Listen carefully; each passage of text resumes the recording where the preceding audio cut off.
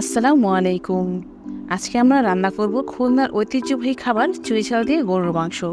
চলুন দেখে নেওয়া যাক এর সহজ রেসিপিটি। এজন্যই প্রথমেই একটি পাতিলে আমরা 2 কেজি গরুর মাংস নিয়ে নিব। আপনারা গরুর মাংসের বদলে ছাগল বা মহিষের মাংস ব্যবহার করতে পারেন।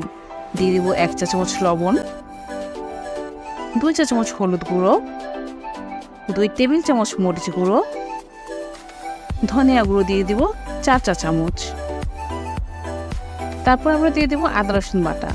এখানে আমরা 5 চা চামচ আদা রসুন বাটা ব্যবহার করেছি। আপনারা আলাদা আলাদা দিলে 3 চামচ আদা আর 2 চামচ রসুন দিয়ে দেবেন। এরপর দিয়ে দিব জিরে গুঁড়ো 2 টেবিল চামচ। এখন আমরা দিয়ে দিব সবুজ এলাচ 10টি। এরপর দিব লবঙ্গ 7-8টি যথেষ্ট। এরপর আমরা 2 ইঞ্চি সাইজের 2টি দারচিনি ভেঙে এখানে দিয়ে দিব। এর বেশি দেওয়ার দরকার নেই, তাহলে একটু বেশি স্মেল আসবে। 2টি বড় সাইজের তেজপাতা আমরা টুকরো টুকরো করে ছিঁড়ে দিয়ে দিয়েছি। এখন এখানে আমরা একটা এক্সট্রা জিনিস ব্যবহার করব, পেঁয়াজ। এখানে আমরা একটি পেঁয়াজ কেটে নিয়েছি, এটা আমরা হাত দিয়ে ক্র্যাশ করে দিয়ে দিব। অথেন্টিক চুই ঝালে পেঁয়াজ ব্যবহার করা হয় না, আপনার ইচ্ছা করলে পেঁয়াজটা বাদও দিতে পারেন, কিন্তু পেঁয়াজটা মাংস তরকারিতে একটু ভালো লাগে বেশি, সেজন্য আমরা ব্যবহার করেছি। বাদ দিলেও কোনো সমস্যা নেই। এরপর এখানে আমি ব্যবহার করব তেল। আপনারা সয়াবিন তেল বা সরিষার তেল যে কোনো একটা ইউজ করতে পারেন। আমরা এখানে সয়াবিন তেল ব্যবহার করেছি 2 কাপ। চুই ঝালের তেল একটু বেশি ব্যবহার করা হয়, নাহলে চুই ঝালের টেস্টটা সেরকম আসে না। এবার আমরা সবগুলো উপকরণকে খুব ভালোভাবে একসাথে মিশিয়ে নেব। এখানে আমরা চামচ দিয়ে মিশিয়ে নিয়েছি, ফ্রন্ট হাড় দেওয়া আছে, আপনারা হাত দিয়ে মিশিয়ে নিতে পারেন। এবার এটা আমরা ঢেকে চুলায় জাল দিব 20 মিনিট। চুলার হিট থাকবে মিডিয়াম টু হাই। 20 মিনিটে তরকারি মোটামুটি ফুটে উঠেছে। এর মধ্যে আমরা মাঝে মাঝে এসে তরকারিটা নেড়ে দিব, দিলে তরকারিটা নিচে লেগে যেতে পারে। এই তরকারির মেন বিশেষত্ব হলো এর কষানো।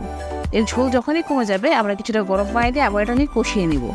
কষানো যত ভালো হবে এটার টেস্ট ততটাই মজার হবে, তাই আমরা বারবার এটাকে কষিয়ে নেব। এভাবে প্রায় আমরা আধা ঘন্টা এটাকে কষিয়ে নিয়েছি। আরও 10 মিনিট আমরা কষিয়ে নেব। ফিরে আসছি 10 মিনিট পরে। হ্যাঁ, দেখুন আমাদের তরকারিটা মোটামুটি খুব সুন্দর একটা কালার চলে আসছে। এখন আমরা এখানে আগের থেকে কেটে ভেজিয়ে রাখা চুই ঝালটা দিয়ে দিব। চুই ঝালের খোসাগুলো ফেলে আমরা সারা রাত ভিজিয়ে রেখেছিলাম। ভেজানো চুই ঝালটা টুকরো টুকরো করে আমরা দিয়ে দিয়েছি। চুই ঝালটা যে পানিতে ভেজানো ছিল সেই পানিটা আমরা এখানে ইউজ করব, কারণ চুই ঝালের অনেকগুলোই টেস্ট এই পানির মধ্যে মিশে গিয়েছে। এই পানিটা তরকারিতে দেওয়ার ফলে চুই ঝালের টেস্টটা আরও খুব ভালোভাবে তরকারিতে চলে আসবে। এখন সবগুলো উপকরণকে আমরা আবার খুব ভালোভাবে মিশিয়ে দিব। মিশিয়ে আমরা এটাকে আবার 10 মিনিট হাই হিটে জাল দিব। এখানে আমরা এখন কোনো এক্সট্রা পানি আর ইউজ করবো না, ওই মাংসের পানি আর চুই ঝালের পানিটা দিয়েই জাল দিব। মোটামুটি আরও 10 মিনিট জাল দেওয়ার পর এখন আমরা এখানে দিয়ে দেবো একটি স্পেশাল মশলা। এটা এই তরকারিতে খুব ভালো একটা টেস্ট আনবে।